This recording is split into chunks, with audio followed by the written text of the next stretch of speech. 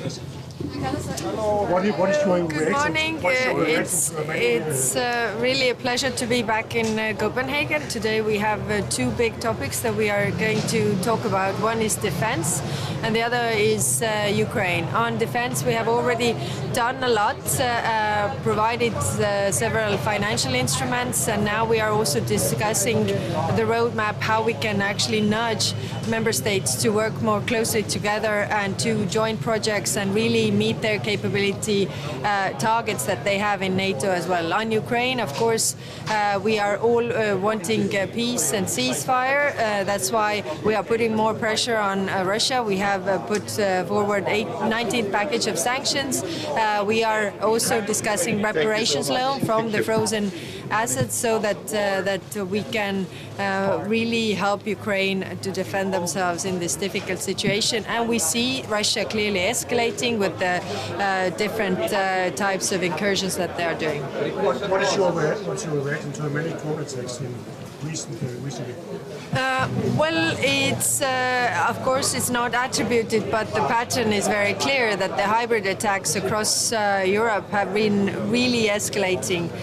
Like NATO Secretary General Mark Rutte said, it's not hybrid attacks but state-sponsored terrorism, and we need to be very firm to respond to that. Do you suspect Russia being behind? Well, it is up to the member state to attribute to the evidence. So if Denmark hasn't said that, then I'm not willing to say that either. In terms of building the drone wall, there's a lot of talk about the drone wall right now.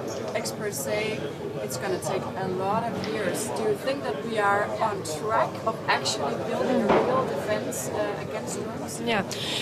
You know, on Friday we had a very good meeting with the Ukrainians and also the eastern flank member states regarding the drone wall. And Ukrainians have been able to build this quite quickly. I mean, they were showing what kind of sensors do you need, what kind of different lines do you need, and they also have the drone production in Ukraine, and it can be also extended to Europe. So if there's a will, there's a way, and we can do it also faster, but of course it requires funding. How do you see Denmark's role in building such a security measure as a drone wall? What kind of capacities would Denmark need? Well, Denmark has been instrumental in working together with the Ukraine defense industry and also helping Ukraine defense industry. So I think there is a lot of possibilities to also bring the industry to Europe in different parts of Europe, including Denmark, so that we can, bring the procurement times down, bring the prices down, and really get it up fast.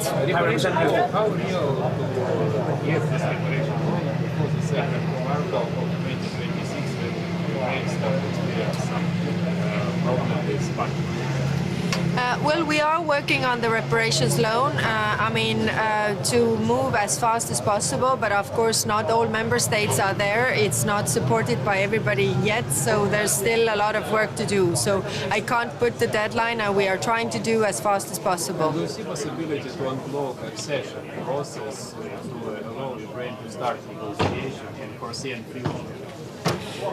Well, we are working on that as well. That requires also discussion regarding our working methods that is planned also in October in the Foreign Affairs Council, as well as the council that is happening in October.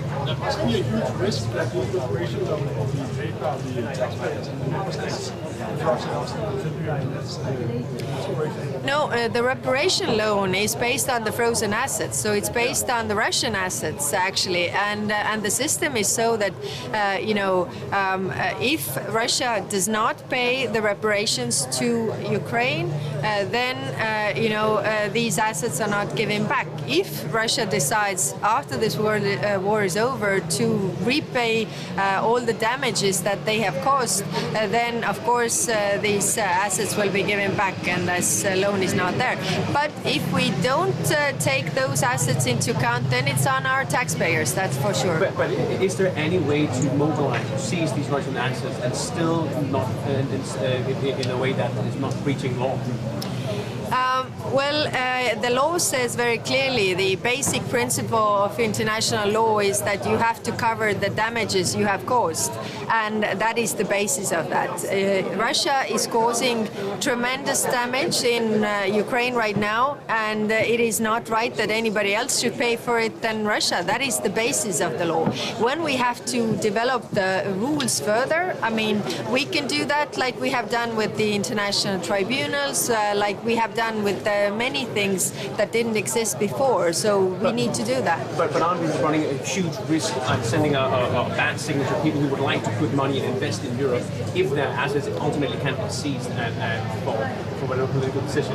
If you don't start the war against another country, then you're out of the risk. And I think majority of the countries, majority of the people, majority of the companies in the world will not start wars against other countries. Thank you.